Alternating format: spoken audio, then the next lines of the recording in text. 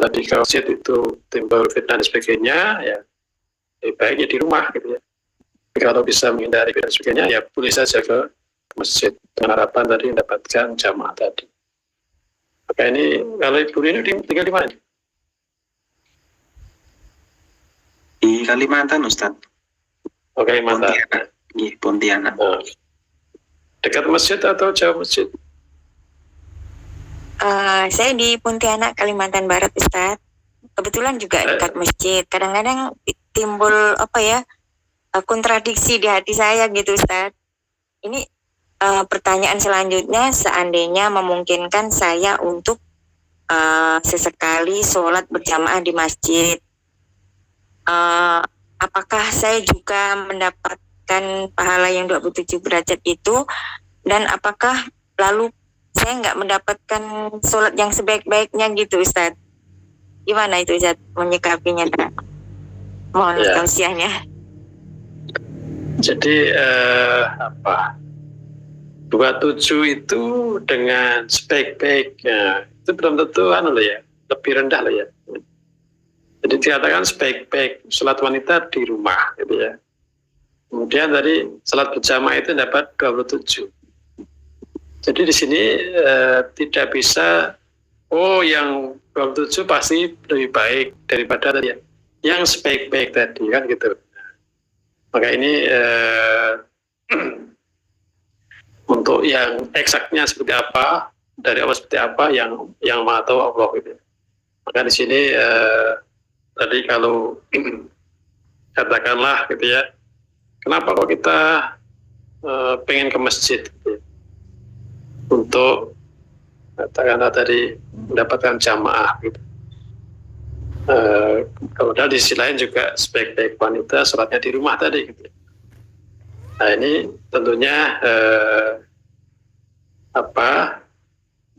agar ya mendapatkan dua-duanya ya tadi selama tidak menimbulkan fitnah dan sebagainya, kita bisa menjaga gitu ya, maka insya Allah sholat di masjid itu nggak masalah. Nah, ini perlu betul-betul diluruskan ya, diluruskan niat kita. Kenapa kok kita perlu ke masjid gitu? Tadi saya katakan 27 itu belum tentu lebih banyak daripada yang sebaik-baik tadi kan. Sehingga dalam memahami ini ya, apakah kalau datang ke masjid ya berjamaah mendapatkan 27 tapi tidak mendapatkan sebaik-baik sholat tadi. Nah itu maka di situ ada pilihan tentunya, ada pilihan. Maka kalau mau sesekali ke masjid, kenapa Pak harus ke masjid kan itu? Padahal itu dikatakan sebaik-baiknya di rumah tadi. Kecuali mungkin ada unsur-unsur yang lain untuk dakwah dan sebagainya. Nah, mungkin itu pertimbangan lain. Maka sekali lagi ini prinsipnya tadi kalau mau ke masjid itu tidak boleh saja asal tidak menimbulkan fitnah dan sebagainya. Tapi jangan kemudian merasa kalau 27 itu pasti lebih baik daripada yang sendirian, yang daripada yang di masjid tadi. Maka kalau solusinya kan ya sholat di rumah berjamaah itu insya Allah ya dapat berjamaahnya 27 tadi, dan juga sebaik-baik sholat wanita di rumah tadi. Begitu Bu Nino. Terima kasih penjelasannya Ustaz. Boleh nambah lagi Ustaz? Ada pertanyaan? Sebaik-baik manusia adalah yang berguna, yang mempunyai manfaat bagi manusia lain. Kita akui seperti saya ini ya, saya nggak punya ilmu sehingga bisa berdakwah buat orang lain gitu, juga ilmu terbatas, terus kemampuan secara finansial juga terbatas. Tapi saya kepingin menjadi manusia yang bermanfaat bagi banyak orang, sehingga dikatakan bisa mendapatkan sebaik-baik manusia. Kira-kira apa yang bisa saya lakukan, Ustaz? Mohon tausiahnya, Ustaz. Ya, jadi untuk membantu sesama manusia itu tidak harus kaya, tidak harus profesor, gitu ya. Istilahnya saya contoh. Jadi khairun nas anfa'um linnas, ya. Sebaik-baik manusia adalah manusia yang bermanfaat pada yang lain. Salah satunya kalau kemarin itu kan di Jogja sedang donor darah, gitu ya. Jadi lewat darah yang kita miliki bisa membantu sama manusia. Dengan tenaga yang kita miliki, bagaimana membantu manusia. Bagaimana kita bisa meringankan. Untuk meringankan saudara kita, tidak harus dengan harta, mungkin juga dengan tenaga kita atau yang lain. Ya, maka yang kita miliki apa? Jadi bagaimana semaksimalnya apa yang kita miliki ini itu bermanfaat bagi orang lain. Untuk sedekah itu kan tidak harus dengan uang. Ya. Misalnya kita datang, ya, pas kebetulan perjalanan, kemudian mampir di rest area, di situ ada toilet begitu. Kita masuk toilet itu bisa berpeluang untuk mendapatkan kebaikan. Bisa sedekah di situ. Bagaimana kita membersihkan, bagaimana supaya orang lain nanti kalau masuk tidak bau pesing dan sebagainya. Nah, itu adalah peluang untuk kebaikan juga. Beda halnya kalau ini kita masuk situ, bukannya kita ikut membersihkan atau biar jadi wangi, malah kita ngotori, meninggalkan kotoran di situ. Nah, ini berarti kan kebalikan. Jadi di sini sekali lagi untuk bisa berbuat baik kepada manusia sama manusia, ya apa yang kita miliki, potensi yang kita miliki. Sekitar kita membutuhkan apa, tenaga kita, pikiran kita, atau ya apalah yang punya kita miliki tadi saya contohkan tadi, ya, meringankan entah dengan tenaga kita atau juga mungkin kalau bisa dengan harta kita dan sebagainya. Maka ini jangan sampai kita justru malah sebaliknya membuat orang lain itu terbebani dan sebagainya. Termasuk tidak membuat orang lain itu terbebani, itu juga ya insya Allah bermanfaat gitu. Sehingga monggo yang paling tahu adalah Bu Nindo sendiri. Jadi potensi yang dimiliki apa, yang bisa disalurkan, bisa dibantukan pada orang lain seperti apa. Begitu Bu Nindo. Terima kasih, Ustaz. Sama-sama. Ya, untuk selanjutnya Bu Rasih sudah resen. Monggo kalau ada yang mau disampaikan. Terima kasih atas waktunya. Assalamualaikum warahmatullahi wabarakatuh. Waalaikumsalam warahmatullahi wabarakatuh. Mohon tausiahnya Ustadz. Tadi sudah diberikan pengantar tentang ciri orang yang sukses. Di antaranya adalah ia bersyukur. Nah, dalam hidup kita berusaha untuk senantiasa selalu bersyukur. Akan tetapi pada kenyataannya apa yang kita harapkan terkadang tidak sesuai dengan harapan. Sehingga bahkan musibah yang kita hadapi. Sehingga lisan kita berucap, "Ya Allah, mengapa engkau timpakan musibah ini kepadaku?" Nah, dalam hal seperti itu, apakah dengan ucapan itu termasuk golongan orang yang tidak bersyukur, Ustadz? Mohon tausiahnya. Terima kasih. Assalamualaikum warahmatullahi wabarakatuh. Waalaikumsalam warahmatullahi wabarakatuh.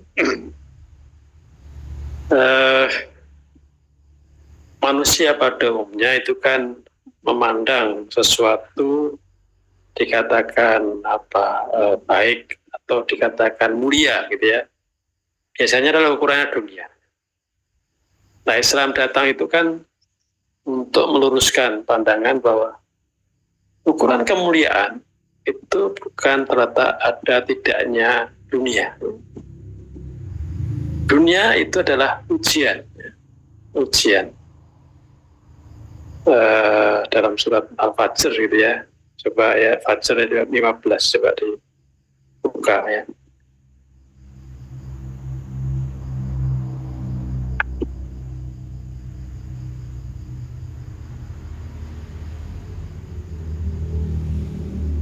Ayat 15 nih Ustaz. Ya, mulai 15. Quran surat Al-Fajr surat ke-89 ayat ke-15. A'udzu billahi minasyaitonir rajim. Fa'ammal insanu idza mabtalahu rabbuhu fa'akramahu wa na'amahu fayaqulu rabbi akraman. Maka adapun manusia, apabila Tuhan mengujinya lalu memuliakannya dan memberinya kesenangan, maka dia berkata, Tuhanku telah memuliakanku. Terus ayat 16-nya sekalian. Ayat ke-16. Wa amma idza mabtalahu faqadara alaihi rizqahu fayaqulu rabbi ahanan. Namun, apabila Tuhan mengujinya lalu membatasi rezekinya, maka dia berkata, Tuhanku telah menghinaku. Ya. Jadi manusia pada umumnya mengukur ya kemuliaan itu tergantung pada ada dan tidaknya dunia. Itu sejak dulu, manusia dulu seperti itu.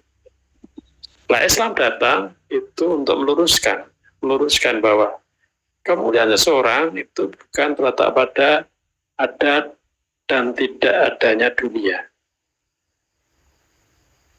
Dunia itu adalah untuk menguji. Jadi dunia itu adalah untuk menguji. Jadi harta yang sudah kita itu adalah untuk menguji kita. Apakah kita bersyukur ataukah tidak?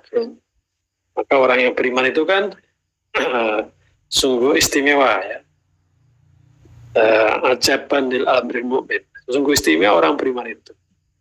Idza asabatu syarra'u syakara wa idza asabatu darra'u sabara. Orang yang namanya orang beriman itu ya, itu pasti kondisinya salah satu dari dua hal ya. Kondisinya pasti salah satu dari dua hal. Kalau dia dalam kondisi mendapatkan sesuatu yang diharapkan, dia bersyukur, maka dia dalam kebaikan. Atau dia mendapatkan sesuatu yang tidak sesuai yang diharapkan. Kita asobatu dorou syakaro fajar sobaro ya. Kalau dia mendapatkan sesuatu yang tidak sesuai harapan, maka dia sabar. Orang beriman kondisinya pasti seperti itu, sabar ataukah syukur. Nah itu orang beriman. Maka kalau tadi ya kita mendapatkan sesuatu yang tidak sesuai harapan, mungkin yang tidak pas adalah harapan kita. Kita terlalu mengharapkan atau menempatkan harapan itu sebetulnya di luar kemampuan kita. Kita harus, orang beriman sadar bahwa yang menentukan Allah, yang mengatur Allah, yang tahu persis yang paling baik itu adalah Allah, yang tahu persis apa yang kita butuhkan itu adalah Allah. Maka orang beriman tentunya dia akan husnudzon kepada Allah. Nah, biasanya kita itu kecewa karena kita seolah-olah mendahului Allah kan gitu. Saya punya gini harus gitu ya. Padahal yang kita haruskan itu belum tentu baik untuk kita. Maka bagi orang yang beriman tentunya akan husnudzon. Asa an takrahu syai'a wa huwa khairul lakum wa asa an tuhibbu syai'a wa huwa syarrul lakum. Boleh jadi apa yang kamu tidak suka itu baik bagi kamu. Sebaliknya boleh jadi apa yang kamu suka itu tidak baik bagi kamu. Allah Allah ya'lamu wa antum la ta'lamun. Allah mengetahui sedang kamu tidak mengetahui. Nah, di sini kalau kita koreksi, kita cek pada orang yang bertakwa ya, karakter orang bertakwa itu kan diantaranya dalam hidupnya itu bahagia. Bahagia itu apa? La khaufun alaihim wa lahum yahzanun. Dia tidak khawatir dan tidak sedih ya. Tidak khawatir dengan apa yang akan terjadi dan tidak sedih dengan apa yang sudah terjadi. Nah, kalau kita sedih dengan apa yang sudah terjadi, ya tidak sering khawatir dengan apa yang terjadi, itu berarti bukan karakter orang yang bertakwa. Berarti mungkin kita belum termasuk orang yang bertakwa. Orang yang bertakwa itu tadi hidupnya tidak khawatir dengan apa yang akan terjadi dan tidak sedih dengan apa yang sudah terjadi. Tapi tadi kan dicontohkan harapannya tidak sesuai atau sesuatu yang diterima tidak sesuai dengan harapannya, nah mulai sedih. Nah, jangan-jangan yang kita harapkan itu juga tadi di luar kemampuan kita. Gitu ya. Kita terlalu memaksakan diri harus seperti itu. Ya. Padahal itu belum tentu baik bagi kita. Allah yang paling tahu. Maka di sini orang yang beriman, orang yang bertakwa dalam menerima apa yang sudah terjadi, maka semuanya dipasrahkan kembali kepada Allah. Allah yang tahu persis bahwa inilah semua yang terjadilah untuk terbaik diri kita. Ini kita selalu perlu ya mengoreksi diri kita. Apakah kita betul-betul orang bertakwa, betul orang beriman? Kalau orang beriman itu tadi kalau mendapatkan sesuatu itu bersyukur, itu adalah kebaikan. Kalau mendapatkan sesuatu yang tidak sesuai, ya sabar di situ. Oh, untuk bisa sabar tentunya kan tadi bisa husnudzon kepada Allah. Boleh jadi ini memang tidak baik bagi saya. Allah pasti yang memberikan terbaik kepada saya. Sehingga dengan apa yang terjadi tidak sesuai yang diharapkan tadi tidak akan membuat dirinya sedih dan seterusnya. Nah, ini tentunya sekali lagi perlu proses ya.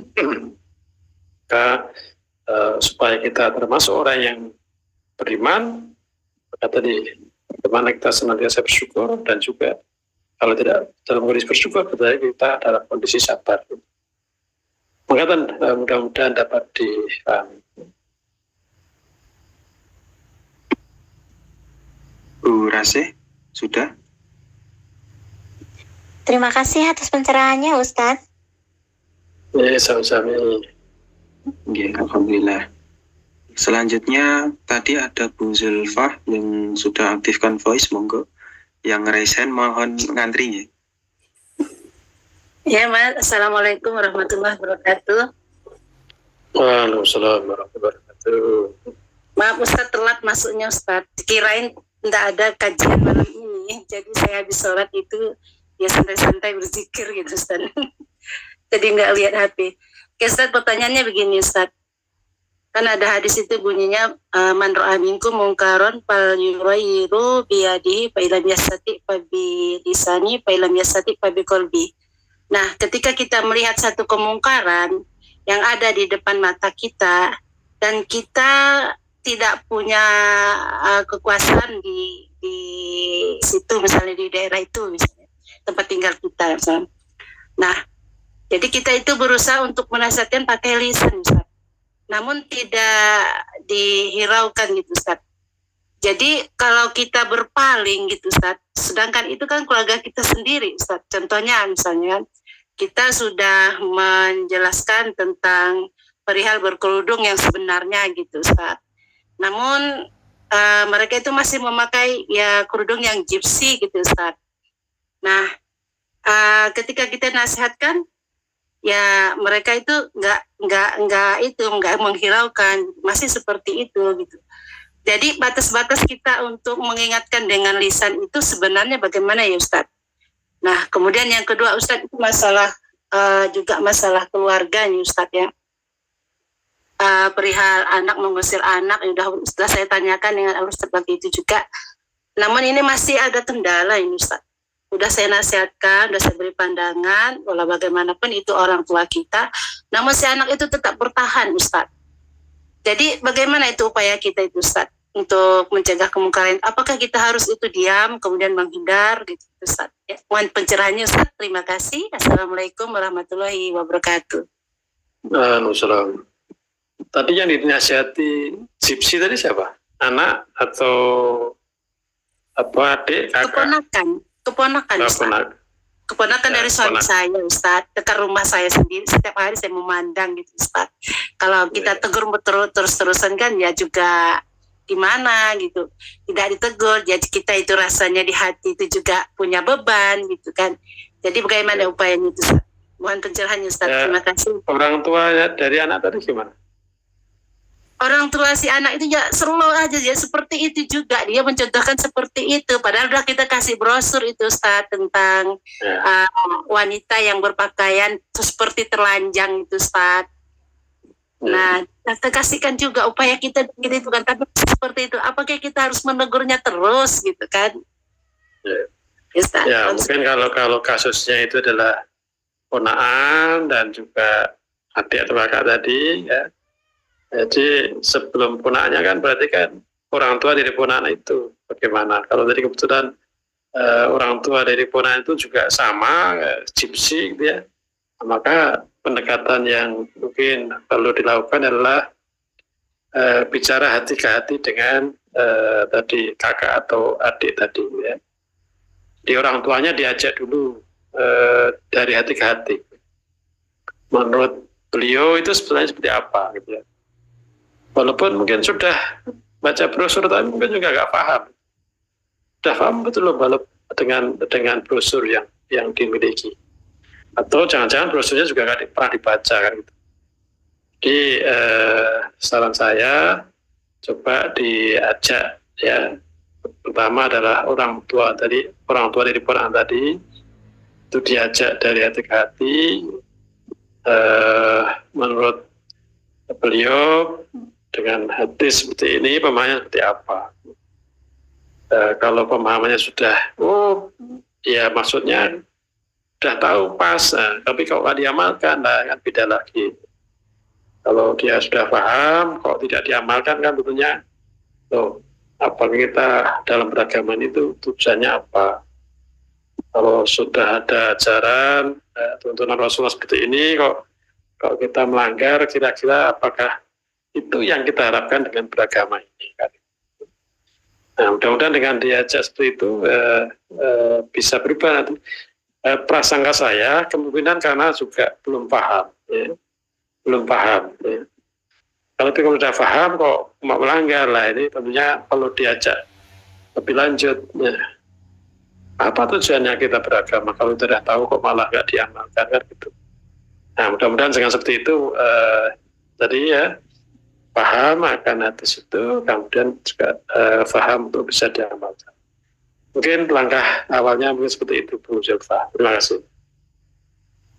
Iya, terima kasih Ustaz. Tapi dia sebenarnya sudah pernah ngaji juga Ustaz. Kajian yang ngaji, ya ngaji mungkin juga nggak paham. Iya, itulah Ustaz. Kadang-kadang kita kan ya selaku keluarga kan juga ingin ku ampusakum wa ahlikum nar, itu kan termasuk keluarga kita, kerabat kita juga gitu kan. Ya. Jadi kita melihatnya seperti itu kan juga sedih Ustaz. Begitu meninggal Ustaznya gitu kan. Kebetulan Ustaznya itu kan abang ipar kita dulu. Nah mereka itu ya kembali ke asal gitu. Ya waktu masih ada itu ya mereka yang berpakaiannya ya bagus gitu. Begitu udah itu udah sekarang ya seperti kebanyakan itu gitu. Kita jelaskan pun ya mereka itu ya kan udah sekarang seperti ini, zamannya seperti ini gitu. Nanti kok pakai baju yang itu seperti gentong berjalan gitu, seperti itu Ustadz. Jadi kita yang dengarnya nih gimana gitu kan. Masya Allah Ustadz. Ya, jadi apa? Ya kita luruskan bahwa sebetulnya kita beragama itu yang kita cari apa tuh? Ya, mau ikut zaman ataukah ikut Allah dan Rasul kan gitu. Jadi ya kita yang seharusnya mengikuti Allah dan Rasul, bukan mengikuti zaman kan gitu. Mungkin demikian.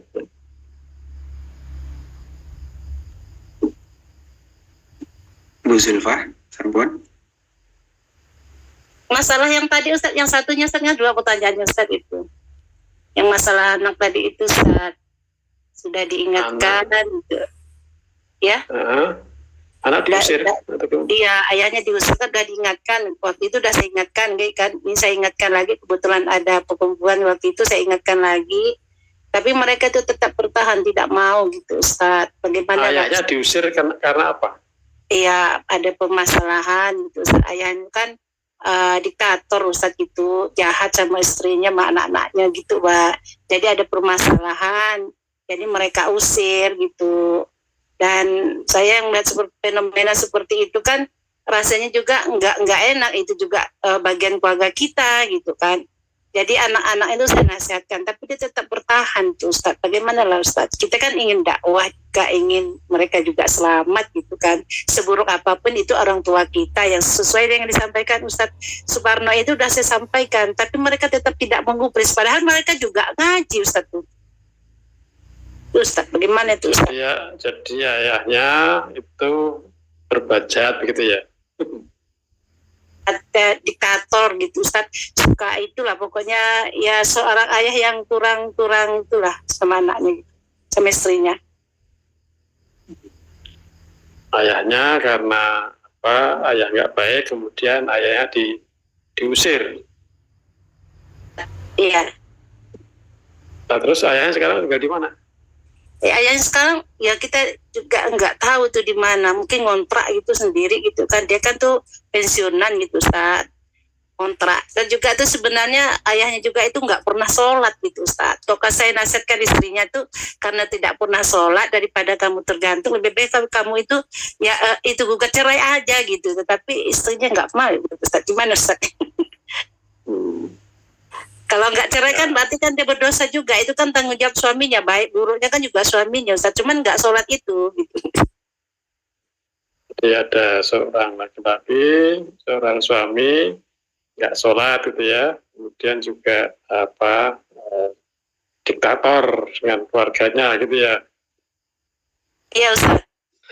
Kemudian yang mengusir anaknya Anaknya atau istrinya. Iya, anak-anaknya semuanya, Ustaz. Anaknya, istrinya juga nggak suka gitu.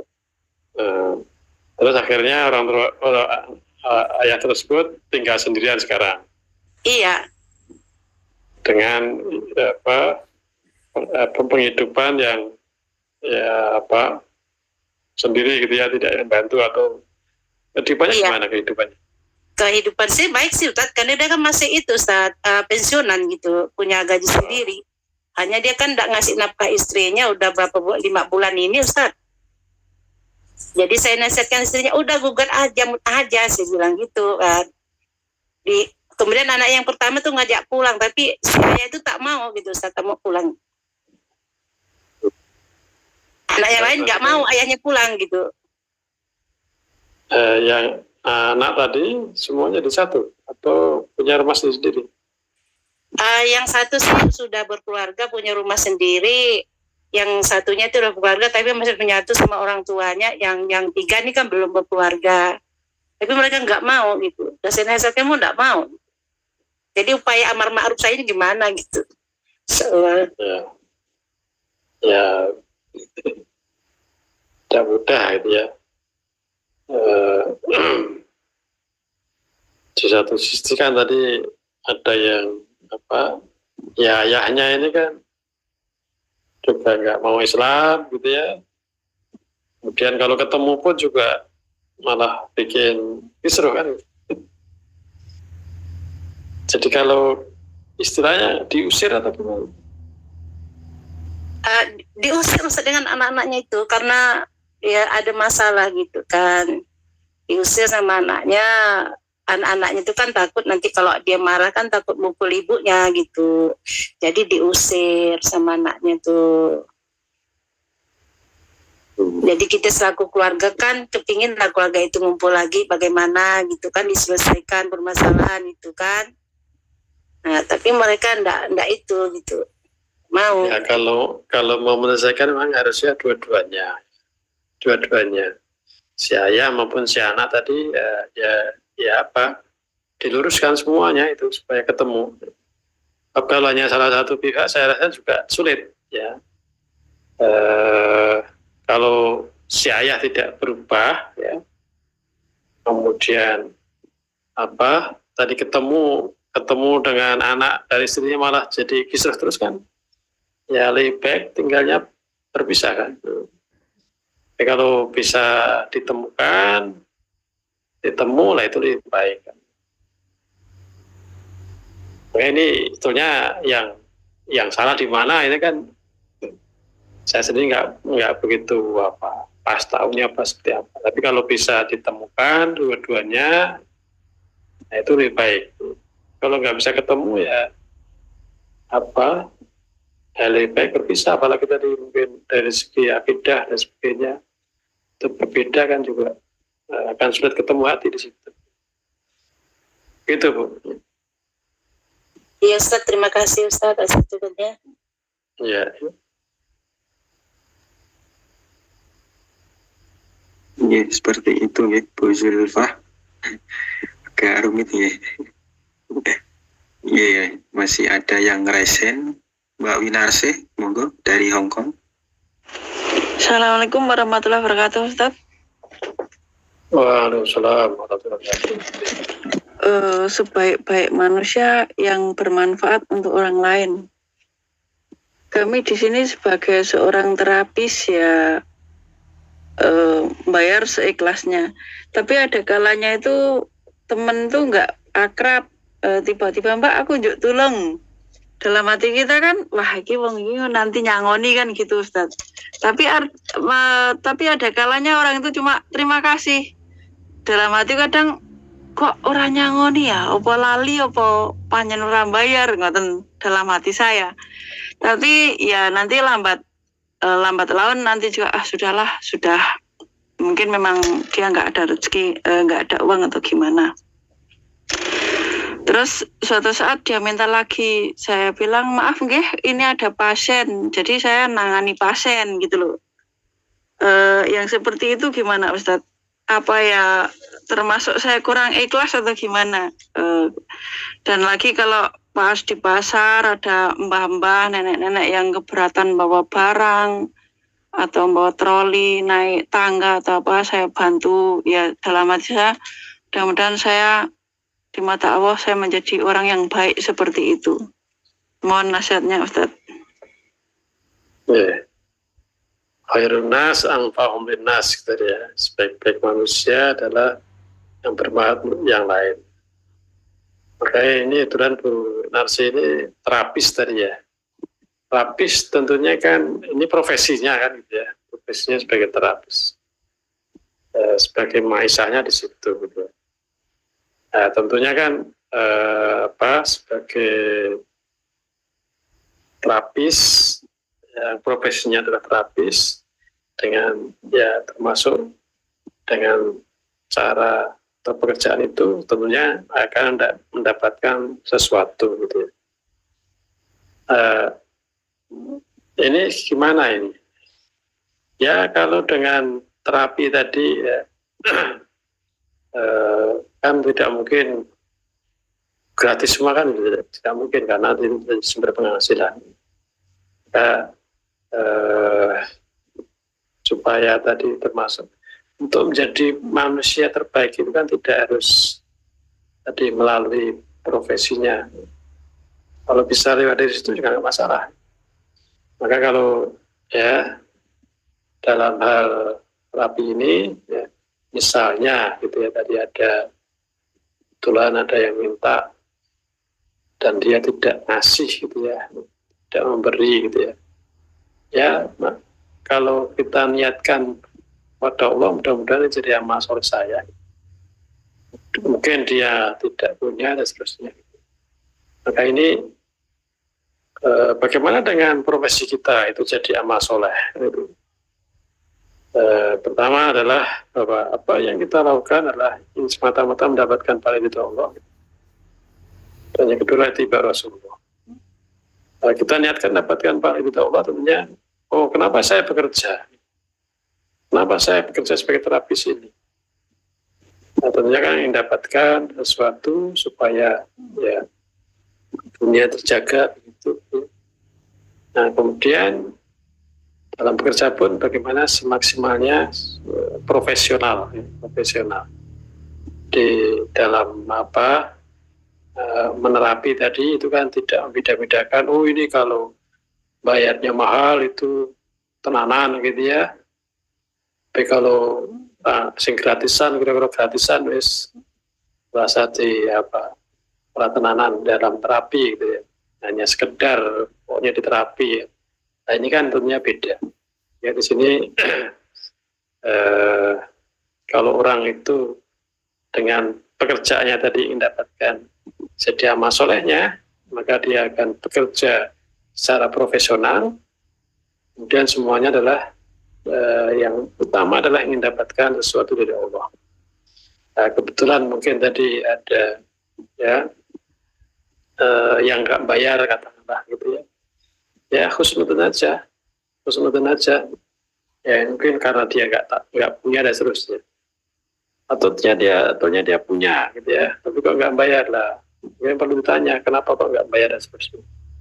Itu yang pertama. Dan yang kedua tadi kalau ada ibu-ibu di pasar minta bantuan dan seterusnya gitu. Ya semaksimal kita bisa bantu ya kita bantu. Tentu dalam bantu tadi adalah kita niatkan dengan membantu ini jadikanlah ya Allah amal yang kau terima. Jadi mengharapkan itu hanya balasan dari Allah. Mungkin begitu Narsih. Oke, terima kasih Ustaz atas nasihatnya.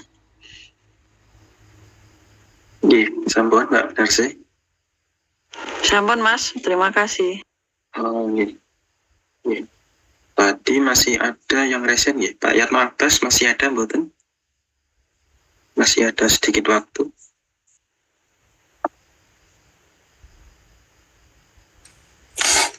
Assalamualaikum warahmatullahi wabarakatuh, Ustaz. Waalaikumsalam warahmatullahi wabarakatuh. Ini menyambung pertanyaan saya tadi di atas, Ustaz, tentang kita disuruh sujud pada 7 anggota badan kita dan jangan mengumpulkan atau mengikat rambut kita. Yang jadi pertanyaan saya di sini, Ustaz, kalau waktu kita sholat, kita semua kita pakai baju lengan panjang, kita gulung lengannya agak pendek gitu, sahkah sholat kita itu, Ustaz? Itu aja, Ustaz. Terima kasih atas tausiahnya, Ustaz. Wassalamualaikum warahmatullahi wabarakatuh. Waalaikumsalam.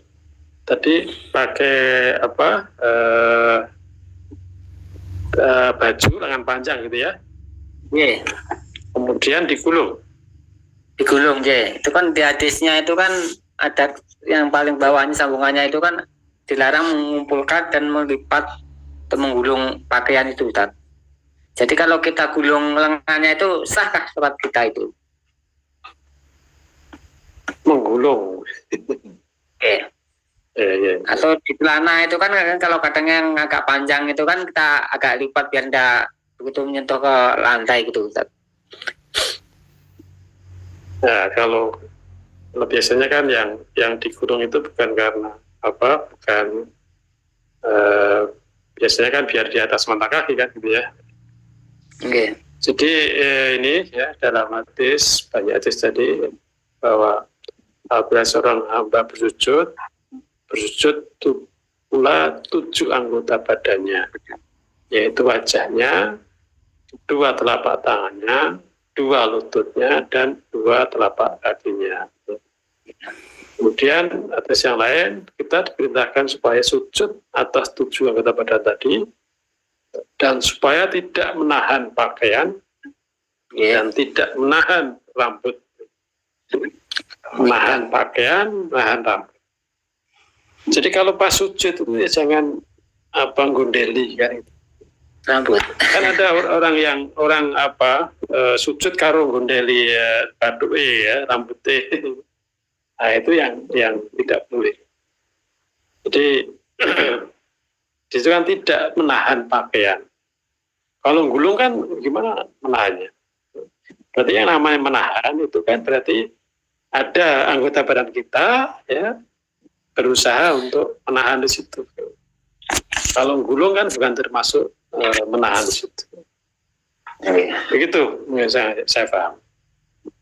Oh, Ya, Ustaz. Berarti sah salat kita Ustaz ya kalau lengan panjang kita gulung itu atau celana itu. Boleh.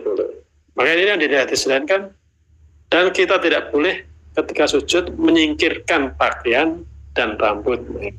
Berarti kan menyingkirkan itu kan berarti kan ada bagian tangan kita itu udah mengerjakan yang lain kan itu. Harusnya kan tangan kita itu konsentrasi untuk sujud tadi gitu ya. Ini malah untuk menahan, ya, menyingkirkan dan seterusnya. Itu yang tidak boleh. Kalau menggulung tadi ya, lengan panjang digulung. Kenapa kok digulung? Boleh saja kalau memang mengganggu, ya.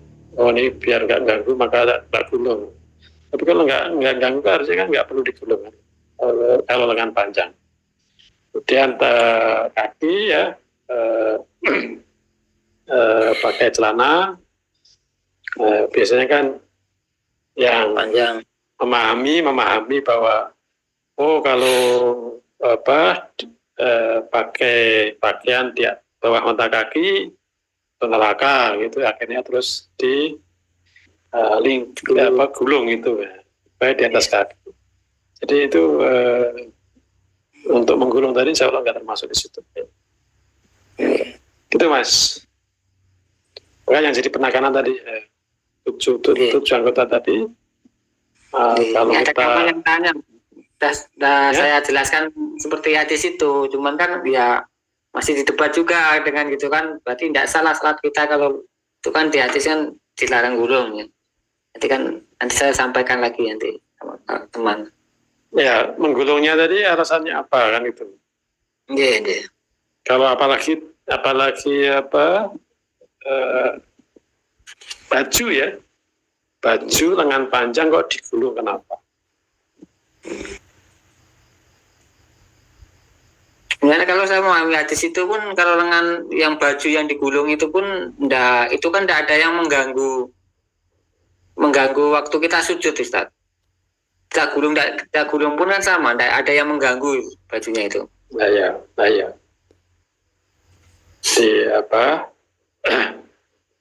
Supaya tidak menjadi perdebatan kan ya nggak usah digulung kan nggak masalah. Iya. Tidak paham. Masalah itu saya sudah paham, Pak. Masalah ini yang tanyakan kawan, saya menjelaskan ke kawan lagi gitu loh, Ustaz. Tapi masih dibantah dengan jawaban yang sama dengan Ustaz sampaikan tadi itu. Ya berarti kalau pakai baju lengan panjang kok digulung kenapa kan gitu? Iya. Kecuali ada ini kalau nggak digulung nanti ganggu atau nggak bisa dikira menutup telapak tangannya nanti terhalang untuk diletakkan di tempat sujud atau gimana? Masih Mas. Terima kasih Ustaz atas tausiahnya. Sama-sama. Assalamualaikum warahmatullahi wabarakatuh. Waalaikumsalam warahmatullahi wabarakatuh. Nanti bisa dibaca brosurnya ya. Di brosur lebih lanjut itu tanggal 13 Januari 2019. Di sana bahas secara detail tentang sujud ya. Dan lebih jelas. Terima kasih Pak Yatno Abbas. Untuk waktunya sudah cukup Ustadz karena jam 11 di Korea, dan kemudian izin melaporkan terakhir tadi ada yang menyimak dari YouTube ada sekitar 30-an, yang menyimak dari Facebook ada 29, kemudian yang terakhir tergabung dalam Zoom saat ini 28 saudara Ustadz. Ya, alhamdulillah. Ya, mudah-mudahan semua bisa mengambil manfaatnya dan bisa jadi amal soleh. Ini yang Mas Warno ini gimana? Amin. Pak Suwarno dari Sumatera Ustadz. Sumatera mana? Sumatera Barat Pak Ustadz. Sumatera Barat. Ya Pak Ustadz. Bukan, Sumatera Barat di Kabupaten Pesisir Selatan, Kecamatan Lunang. Pesisir selatan ya. Ya, Di sana masih binaan atau gimana? Atau sudah perwakilan? belum ada Ustaz. Dulu waktu sebelum COVID-19 dulu ada binaan dari Pak Boymin. Udah tuh COVID-19, udah tuh kajian Zoom. Tuh. Ya. Sampai sekarang kami ikut sama Korea ini. Kalau ke tempatnya Ustadz Katam jauh ya. Mana Pak Ustaz? Ustadz Katam sama. Di mana itu Ustaz? Di Sumatera Barat ini. Ya, Sumatera Barat. Kami itu paling dekatnya sama Muko-Muko. Ini Sumatera Selatan. Masuk mana itu? Kalau Sumatera Barat kan termasuk ibu kotanya Padang Pak. Padang. Ya. Ya kan ya, ada di Bukit Tinggi itu kan Ustadz Katam itu. Jauh Pak, dari kami Bukit Tinggi itu sekitar 300-an kilo lebih tuh. Oh, ini berarti yang bagian Sumatera Barat bagian timur gitu ya. Ujung, selatan ujung, perbatasan sama Bengkulu. Oke, ya. Berarti lebih dekat ke Bengkulu malah. Ya, dekat sama Muko-Muko malahan. Ya kalau bisa nyambung dengan Muko-Muko mungkin juga bisa dilanjut.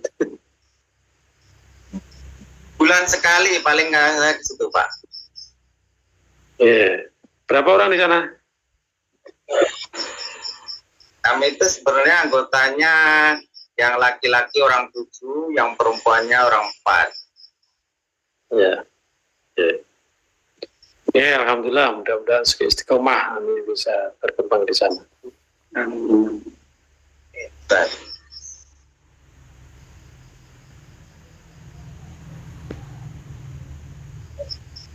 Sampun Ustaz. Mungkin bisa diakhiri nggih.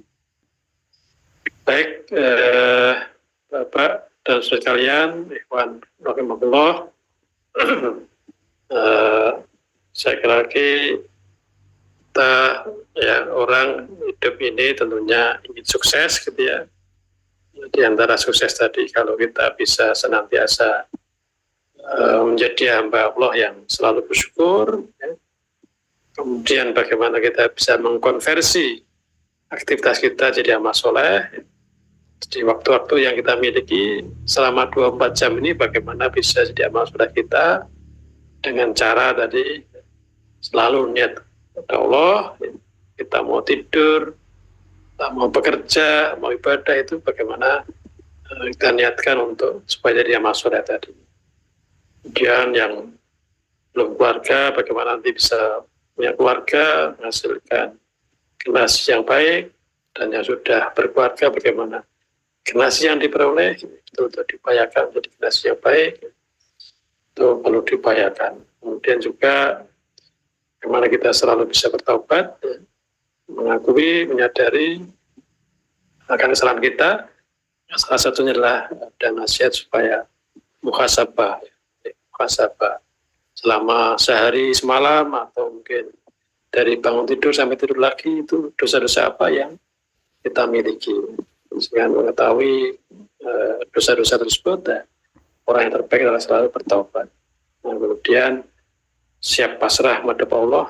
Kalau apa yang kita lakukan senantiasa jadi amal soleh tadi, insya Allah kita juga akan siap pasrah menghadap Allah.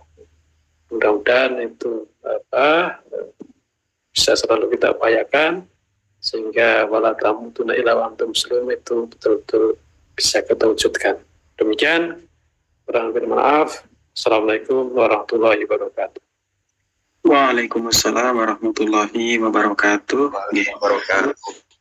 Terima kasih untuk Ustadz Amir Husni untuk pengisian dengan kajian Komtas Korea. Semoga Ustadz beserta keluarga selalu dalam lindungan Allah Subhanahu wa Ta'ala. dan diberikan Amin. kesehatan. Oke, sebelumnya mungkin ada yang baru bergabung atau yang belum tahu, karena saat ini Ustadz Abdurrahman Suparno sedang sakit dan dirawat. Oke, mohon doanya semoga lekas diberikan kecocokan dan kesembuhan serangan jantung ya Ustadz. Ya. Oke, untuk teman-teman semuanya atau yang menyimak, mari kita doakan untuk kesembuhan beliau. Allahumma shfihi, Allahumma shfihi, Allahumma shfihi. Ya, semoga lekas diberikan kesembuhan dan bisa membersamai dengan kajian Komtas Korea kembali. Ya, terima kasih untuk partisipan. Banyak kurangnya kami mohon maaf. Untuk kajian Komtas Korea pada malam hari ini akan kami akhiri. Wabillahi taufiq wal hidayah. Wassalamualaikum warahmatullahi wabarakatuh. Waalaikumsalam.